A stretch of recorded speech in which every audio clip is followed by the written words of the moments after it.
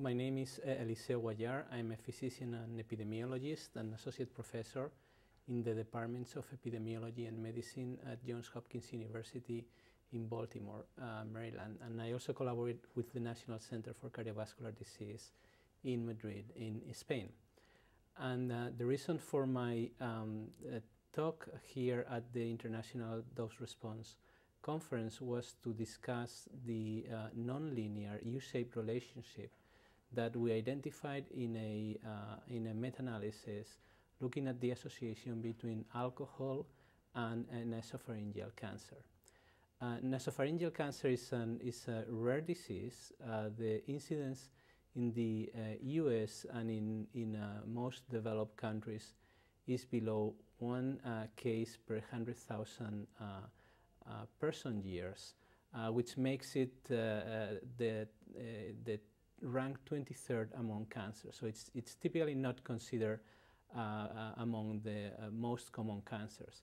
However, there are some populations, particularly in southern China, in Hong Kong, and in the Guangdong province and adjacent province in southern China, that nasopharyngeal cancer is common. In Hong Kong, for instance, it's supposed to be the fourth most common cancer.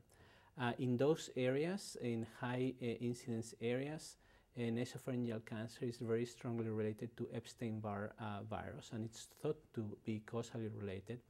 But at the same time, it is obvious that since Epstein-Barr virus is a very common infection, you need another trigger or another agent to induce nasopharyngeal cancer. In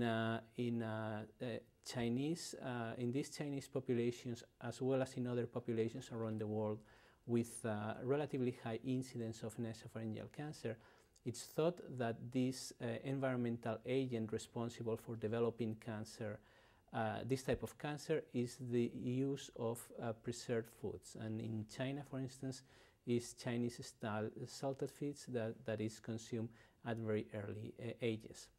Other factors related to nasopharyngeal cancer are a strong family association, some effect of smoking, not as strong as for other cancers of the upper aerodigestive tract, and probably some genetic influences. Now, the role of alcohol has been debated, and many reviews prior to the study that we conducted and published last year in Nutrition and Cancer suggest that the association was inconsistent.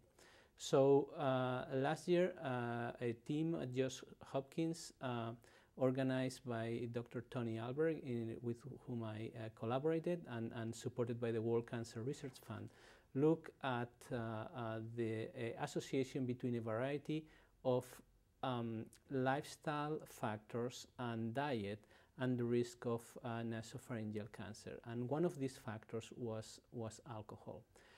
We did a systematic search of the literature, so we're looking basically for published or unpublished papers that had already been conducted on this topic. We went through over 3,000 references, and we looked in a variety of sources, including Chinese databases of scientific medical papers. And after looking at over those 3,000 references, we ended up identifying 11 studies that provided information on the association of total alcohol intake and risk of nasopharyngeal cancer. When we looked at a very simple analysis in which each study just gave some categorization of alcohol intake. It could be 2 categories like yes, no, or 4 categories depending on the amount. And we just took the 2 extreme categories in each study and pulled them together in a meta-analysis. What we saw was that patients drinking alcohol in these 11 studies had a 33% increased risk of nasopharyngeal cancer. Of those 11 studies, only 6 studies gave a detailed data on dose-response relationship that we could combine in our meta-analysis.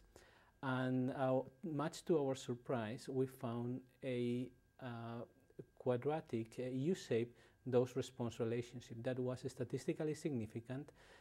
Basically, compared to non-drinkers, participants drinking about 2 drinks per day or 15 drinks per week had a 20% reduced risk of developing nasopharyngeal cancer, and those drinking 30 drinks per week had a 12% increased risk of developing nasopharyngeal cancer.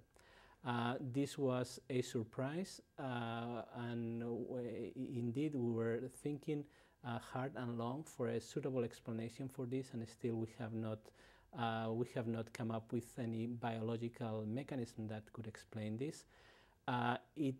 What makes this interesting is that this is the first time that, at least that we identified in the literature, a report of a alcohol-related cancer that has this decrease in risk at with low intake. So other alcohol-related cancers have increased risk of cancer from even at low doses.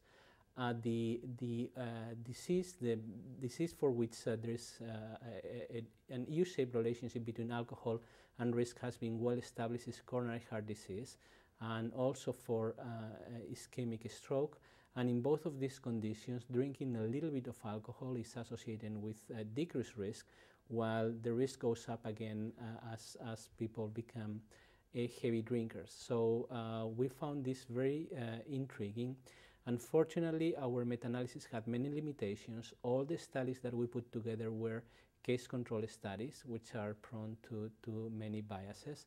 There has been at least one large cohort study that has been published after our meta-analysis, the Singapore Chinese health study, that even though they studied over 60,000 people, the number of drinkers with nasopharyngeal cancer were not very high, but seem to have the dose-response relationship is also consistent with an U-shaped relationship, although the association was not statistically significant, and we're basically looking forward to additional data and particularly to high quality studies, and many of these studies will have to be case control studies that provide additional data on this relationship. So still many uncertainties, but this could potentially be a first case of alcohol-related cancer with a different dose-response relationship pattern. And obviously, one of the things that would make this association much more would be important for establishing this association would be finding a plausible biological mechanism. Thank you.